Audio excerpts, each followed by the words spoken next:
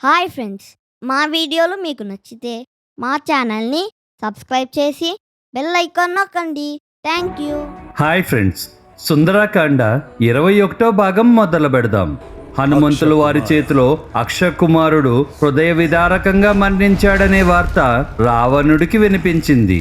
అతడు దుఃఖాన్ని దిగమింగి దేవేంద్రుడితో సమానమైన పరాక్రమవంతుడైన ఇంద్రజిత్తుడిని చూస్తూ ఇలా ఆదేశించాడు: కుమారా, అస్త్రశాస్త్రాల ప్రయోగంలో నువ్వు సర్వశ్రేష్ఠుడివి.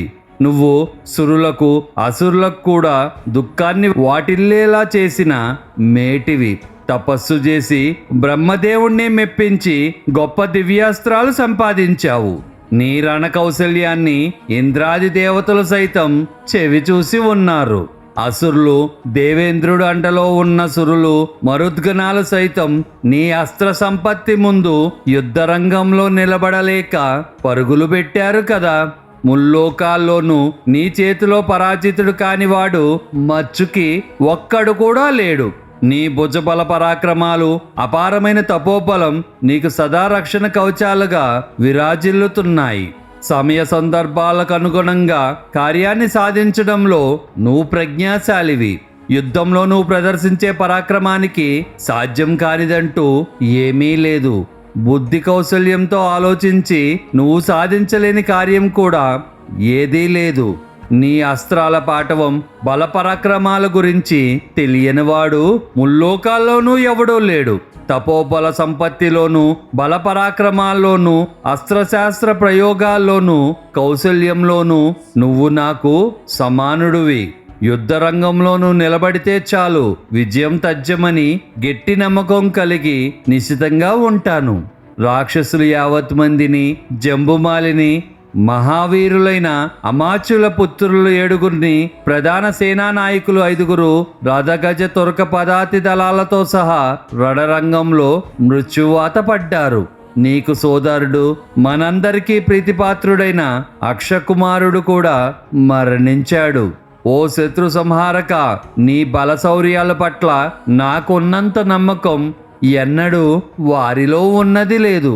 ఓ వివేకవంతుడా, ముందుగా శత్రువుల పరపరాక్రమాలను పరిశీలించి పిదప నీ బలాన్ని పరిగణించుకుని ఆ పరిస్థితుల్లో ఏం చెయ్యాలో అందుకు అనుగుణంగా నీ శక్తి సామర్థ్యాలను ప్రదర్శించు.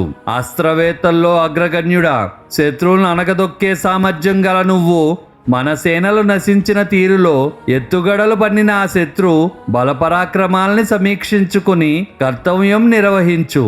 ఓ వీరాతి వీరుడా, ఏకకాలంలో విస్తారమైన సేన సమూహాన్ని ఇట్టే ధ్వంసం చేయగల సామర్థ్యం ఆ ప్రత్యర్థి వానరుడికి ఉంది. కనుక సైన్యంతో పోరాడటం ప్రయోజనకరం కాదు. వజ్రాయుధం కూడా అతని మీద పనిచెయ్యదు. వాయువేగం కూడా అతని ముందు దిగుదుడుపే.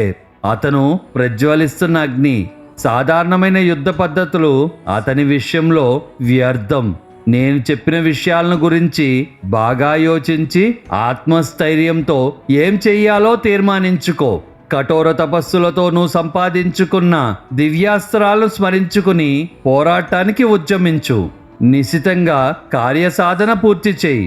నీ పట్ల గల ప్రేమానురాగాల దృష్ట్యా నిన్ను యుద్ధానికి పంపించడం నాకు సముచితంగా తోచడం లేదు. కానీ రాజుగా నా కర్తవ్య పాలన అనుసరించి అలా చేయటం ధర్మం కాదు.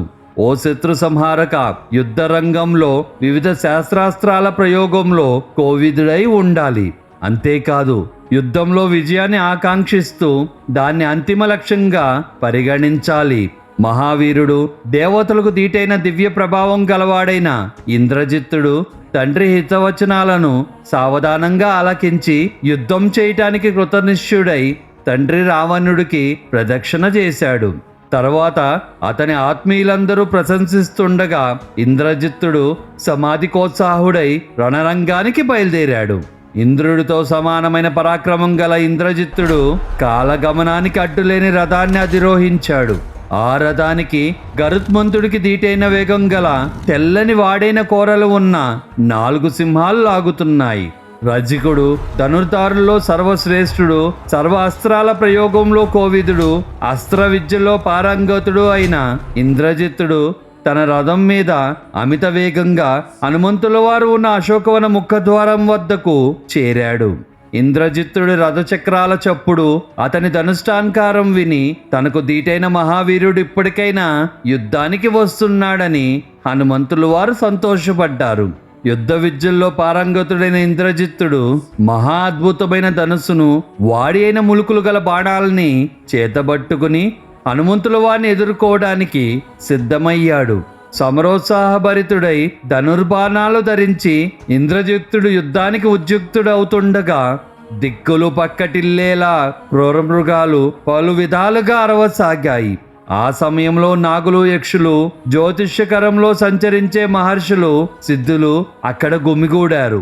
వీరే కాక పక్షి సముదాయాలు పెద్ద సంఖ్యలో ఆకాశంలో గుంపులు కట్టి బిగ్గరగా గీపెట్టి సంతోషంగా అరవసాగాయి. అమిత వేగంతో రథం మీద తనను సమీపిస్తున్న ఇంద్రజిత్తుణ్ణి చూసి హనుమంతుల వారు ఉత్సాహంతో సింహనాదం చేసి తన శరీర పరిమాణాన్ని మరింత పెంచేశారు. ఇంద్రజిత్తుడు తన దివ్య రథంలో సుస్థిరుడై కూర్చుని అద్భుతమైన తన ధనస్సు చేతబట్టి హనుమంతుడి సింహనాదానికి ప్రతిస్పందనగా పిడుగుపాటు ధ్వని వెలువడేలాగా ధనుష్టాంకారం చేశాడు. మహాపరాక్రమవంతులు, యుద్ధంలో ఊహించని వేగం గలవారు, రణభయం లేని వారైన ఆ హనుమంతుల వారు, ఇంద్రజిత్తుడు ఇద్దరూ బద్ధ శత్రువులైన దేవేంద్రుడు, రాక్షసేంద్రుడు మాదిరిగా ప్రచండంగా తలపడ్డారు. అమేయ బలపరాక్రమాలు సంతరించుకున్నవాడు, తన దేహాన్ని బాగా పెంచిన వాడైన హనుమంతుల వారు, మహారథుడు, ధనుర్ధారి అయిన ఇంద్రజిత్తుడు ప్రయోగిస్తున్న శరపరంపరలను వృధా గావిస్తూ ఆకాశంలో సంచరించసాగారు. ఇది చూసి శత్రు సంహారకుడుగా ఖ్యాతిగాంచిన ఇంద్రజిత్తుడు వాడి మొనలు గల మేలైన రెక్కలతో ఉన్న, బంగారంతో చేయబడి చిత్రంగా ఉన్న పన్నులు గలవి, కొంచెం వంగి అగ్రభాగం కలది, వజ్రపాతం వంటి వేగం గలవి అయిన బాణాలను హనుమంతుల వారికి ప్రయోగించాడు. అప్పుడు ఇంద్రజిత్తుడి రథచక్రాల సవ్వడికి, మృదంగ నాదాలను, ధనుష్టాంకారాల ధ్వనిని విని హనుమంతుల వారు మళ్ళీ ఆకాశంలో మరింత ఎత్తుకు వెళ్ళి ఎగరసాగారు. లక్ష్యాన్ని ఛేదిస్తూ బాణప్రయోగం చేయటంలో నిష్ణాతుడైన ఇంద్రజిత్తుడి లక్ష్యాన్ని విఫలం కావిస్తూ ఆ వానర శ్రేష్ఠుడు బాణాలు తనకు తగలకుండా వాటి మధ్య వాయువేగంతో సంచరించసాగారు. వాయునందనుడైన హనుమంతుల వారు అలా బాణాలకు అందకుండా కొంతసేపు సంచరించి మళ్ళీ ఇంద్రజిత్తు ముందు నిలబడ్డారు. అతడు బలప్రయోగం చేసే లోపల హనుమంతుల వారు తన చేతులు చాచి మళ్ళీ రివ్వున పైకి ఎగిరి దాగుడు మూతలాడే చందాన ఎగిరిపోసాగారు. యుద్ధరంగంలో ఊహించని గమన వేగం కలవారు, రణకోవిదులైన ఇద్దరు సమస్త ప్రాణులకు విస్మయం కలిగించే తీరులో యుద్ధం చేయసాగారు. ఎంతసేపు గడిచినా హనుమంతుల వారి బలహీనత ఇంద్రజిత్తుడికి అంతుబట్టలేదు. ఇంద్రజిత్తులోని బలహీనతలు హనుమంతుల వారికి తెలియడం లేదు. దేవతలకు దీటైన పరాక్రమవంతులైన ఇద్దరు ఒకరు మరొకరికి ఏమాత్రం లొంగని రీతిలో యుద్ధం చేయసాగారు. లక్ష్యాన్ని ఛేదించడంలో ఎన్నడూ గురి తప్పని అమోఘమైన తన బాణాలను ఈ విధంగా వైఫల్యం చెవి చూస్తుండడంతో బాణాలను సంధించి ప్రయోగించడంలో ఏకాగ్రత చిత్తుడైన ఇంద్రజిత్తుడికి ఏం చెయ్యాలనే ఆలోచనలో పడ్డాడు. హనుమంతుల వారిని చంపడం అసాధ్యమైన కార్యంగా గుర్తించిన ఆ రాక్షస రాజకుమారుడైన ఇంద్రజిత్తుడు కనీసం అతన్ని అదుపులోకి తెచ్చుకుని బంధించడం ఎలా అనే విషయం గురించి తీవ్రంగా యోచించసాగాడు. ఇంద్రజిత్తుడు ఆలోచన నుండి తేరుకుని హనుమంతుల వారి పైన బ్రహ్మాస్త్రాన్ని సంధించారు. అస్త్రశక్తుల గురించి క్షుణ్ణంగా తెలిసిన ఇంద్రజిత్తుడు బ్రహ్మాస్త్రంతో హనుమంతుల వారిని బంధించాడు. ఇంద్రజిత్తుడు ప్రయోగించిన బ్రహ్మాస్త్రానికి కట్టుబడి చేతులు కట్టబడి హనుమంతుల వారు డబ్బుమని నేల మీద పడిపోయారు. బ్రహ్మాస్త్ర ప్రభావంచే తాను బంధించబడినట్లు హనుమంతుల వారు గ్రహించారు. బ్రహ్మాస్త్ర ప్రభావం మూలంగా తన ఉద్రిక్తిని కోల్పోయిన వాడైనప్పటికీ పూర్వం బ్రహ్మదేవుడు తనకు అనుగ్రహించిన వరం గురించి తలుచుకున్నాడు. తనలో తాను ఇలా అనుకోసాగారు, బ్రహ్మదేవుడు ప్రభావితమైన ఈ బ్రహ్మాస్త్ర బంధాన్ని అధిగమించే శక్తి నాకు లేదని భావించి ఇంద్రజిత్తుడు ఈ అస్త్రాన్ని నాపైన సంధించాడు. అయినప్పటికీ కొంతసేపు ఆ అస్త్రానికి కట్టుబడి ఉండటం ఆ బ్రహ్మదేవుణ్ణి గౌరవించినట్లవుతుంది అనుకున్నారు. బ్రహ్మాస్త్ర బంధం నుంచి తప్పించుకోగల సామర్థ్యం ఉందనే విషయం బాగా తెలిసిన హనుమంతుల వారు తాత్కాలికంగా బ్రహ్మదేవుని ఆదేశానుసారం ఆ అస్త్రానికి కట్టుబడ్డారు. మళ్ళీ హనుమంతుల వారు ఇలా అనుకున్నారు, బ్రహ్మదేవుడు, దేవేంద్రుడు, వాయుదేవుడు నాకు రక్షణగా ఉన్నారు కనుక అస్త్రబంధంలో ఉన్నప్పటికీ నేను ఏమాత్రం భయపడిన అవసరం లేదు. ఆ రాక్షసులకు బందీగా ఉండడంలో రాక్షసరాజైన రావణ్ణి కలుసుకుని అతనితో మాట్లాడే గొప్ప అవకాశం నాకు కలుగుతుంది కాబట్టి వీరు నన్ను బంధించుగాక అనుకున్నారు. బలపరాక్రమాలు నిర్వీణ్యం గావించగలవారు, ముందు వెనక బాగా యోచించి పనులు చెక్కబట్టగలవాడైన హనుమంతుల వారు కృతనిశ్చయుడై చేతులు కట్టబడిన స్థితిలో ఉండిపోయారు. అదే అదునుగా రాక్షసులు దగ్గరకు వచ్చి బలప్రయోగంతో బంధించి భయపెడుతూ ఉంటే హనుమంతుల వారు బిగ్గగా కేకబెట్టి మెదలకుండా ఉండిపోయారు. ఇది గమనించిన రాక్షసులు గెట్టైన జనపనారలతోనూ, పేనిన చెట్ల నారలతోనూ, చీరలతోనూ అతన్ని బంధించారు. కుతూహలంతో రాక్షసరాజైన రావణ్ణి చూసే ఉద్దేశంతో అతన్ని కలుసుకోవడానికి ఇదే చక్కని అవకాశమని హనుమంతుల వారు భావించారు.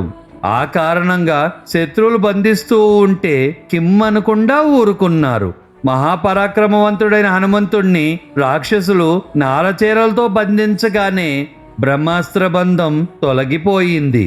ఇతర సాధనాలతో బంధించినప్పుడు బ్రహ్మాస్త్ర బంధం విడిపోతుంది.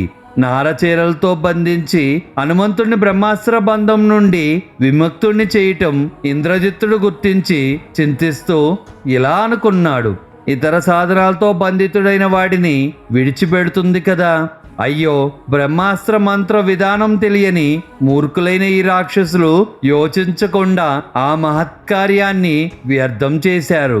ఒక్కసారి బ్రహ్మాస్త్రం విఫలమైతే తర్వాత మళ్ళీ ఏ అస్త్రం కూడా పనిచేయదు.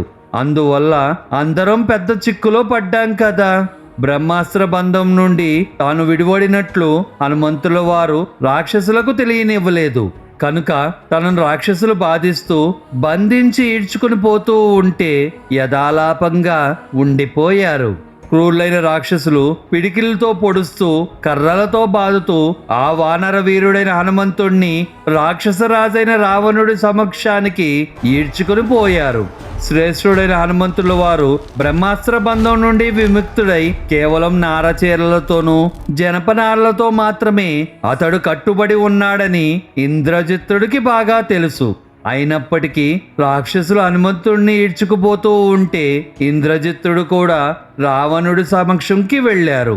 నానా ప్రయాసలు కూర్చి చివరికి బంధింపబడిన హనుమంతుణ్ణి రాక్షసులు రాజైన రావణుడి ముందు నిలబెట్టారు. సభలో కొలువుదీరిన రాక్షస వీరులు తమలో తాము ఇలా అనుకున్నారు, ఎవర్రా వాడు? ఎక్కడి నుండి వచ్చాడు? ఎందుకు వచ్చాడ్రా? లంకలో ఇతనికి ఏం పని? ఇతను వెనకెవరు ఉన్నారు?